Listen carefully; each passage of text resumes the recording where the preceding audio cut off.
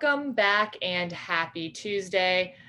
I am so excited about my guest this week. I have known her for many years now, and we've just recently caught up because she is doing some amazing things. So this week I have Tanya Vancourt, who is CEO and founder of Goalsetter, and we're going to be talking about fintech and kids and why this is a priority. So Tanya, thank you so much for being here. Thank you for having me, Scarlett. Super excited to be here. Absolutely. So I know this conversation has evolved over the years. We've been speaking about this for a long time, but with your incredible background, Viacom, Nickelodeon, like you've been looking at the kid space for a long time. So why is now the time for fintech and kids? You hear a lot about millennials and Gen Z and all that. We're talking younger than that. So tell me your thoughts about, as the industry, why is fintech for kids make sense? Sure. I actually think that fintech for kids is probably the hottest space in the fintech industry right now. And the reason I think that it is the hottest and the most promising is because it's the last bastion of cash. When we look at what's happening throughout our country, every place has gone cashless. Every community has gone cashless.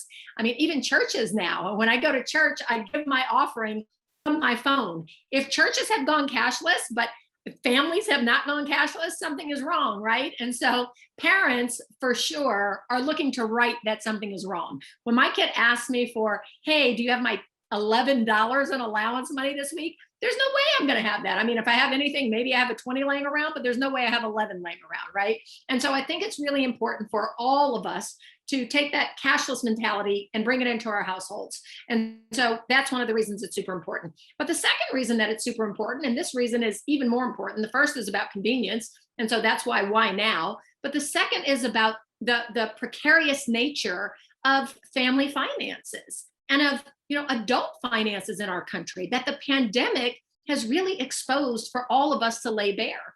40% of Americans can't pull together $400 in the case of an emergency, right? And so we know that that's really a concerning statistic. But I'll give you another concerning statistic. 90% of wealthy Americans lose their wealth by the third generation.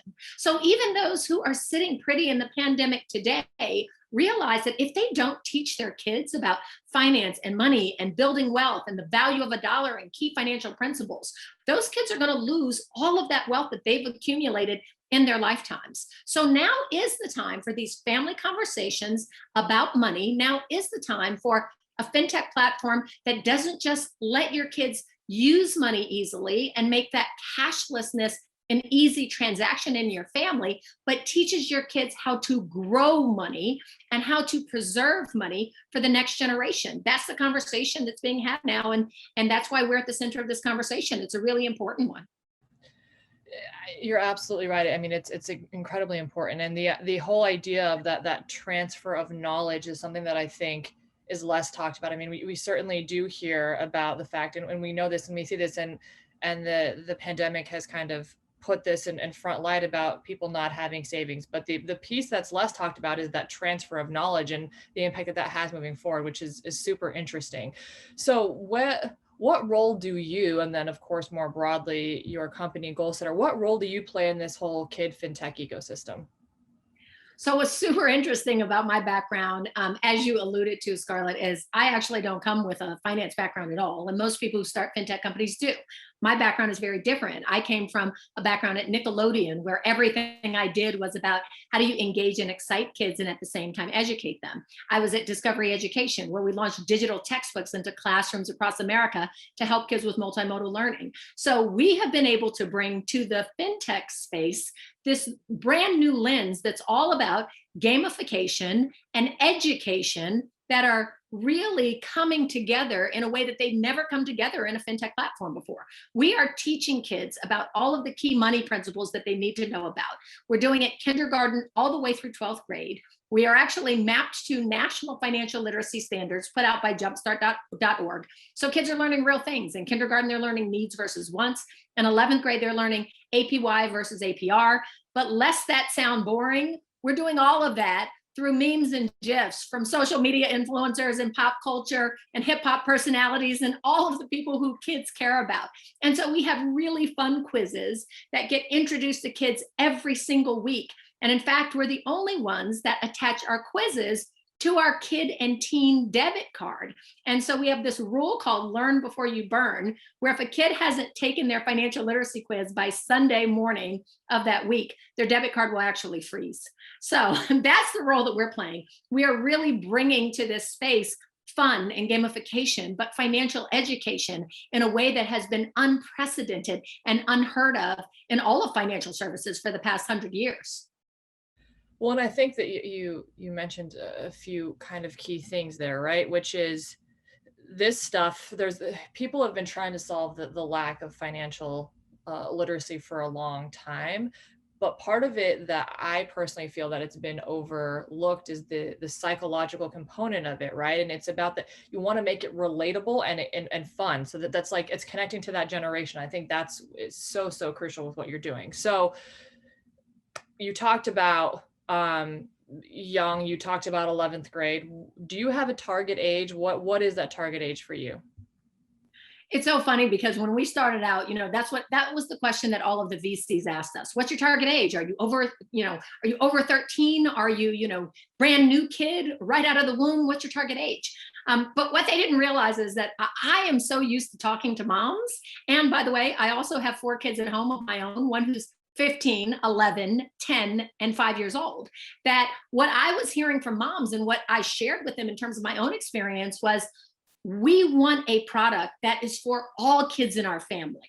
We don't want one platform for our 13-year-olds and a different platform for our 9-year-olds and something different for our newborn babies. We want one product that meets the needs of every kid in the family, that grows with kids as they grow, that teaches them at the appropriate age level, that can be the center of our extended family too, right? One of the beautiful things about Goal Setter is you can send out your kids' link, or if they're old enough, they send out their own link. So on birthdays and holidays, family members and friends can gift them goal cards instead of gift cards. So they're receiving real money towards real dreams in a real FDIC insured account, instead of receiving 10 different gift cards that teach them how to just be the next generation of consumers. So we are meeting kids where they are at every age, but we're doing it in ways that are relevant to their money experience at every level. We actually did some demographic research this past week, and what we found was 10% of our users were between 0 and 5 years old. 43% of our users were between 6 and 12 years old, and 46% of our users were 13 and above. So we are the only platform that is literally speaking to kids at whatever age they are and growing with them, growing with their knowledge, growing with their money needs, and growing with their money experience to make sure that we are preparing them for that next step and that next level of money independence and financial freedom. That's so great. So we need to wrap up here. We could be talking for hours. There's so much to cover here. But anything else that you think is the audience should know about?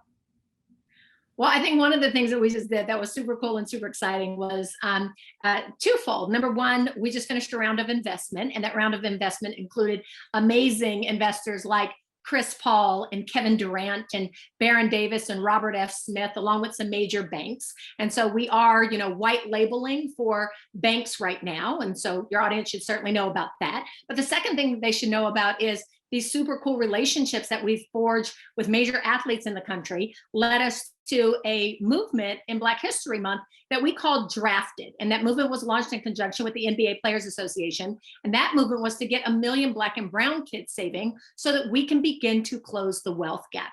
And so Chris Paul actually kicked it off. He drafted 100 kids in his hometown to get Goal Setter savings accounts with $40 in each of those accounts.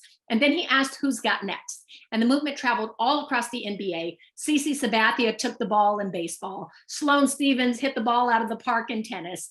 Nike just sponsored 10,000 kids to get Goal Setter savings accounts.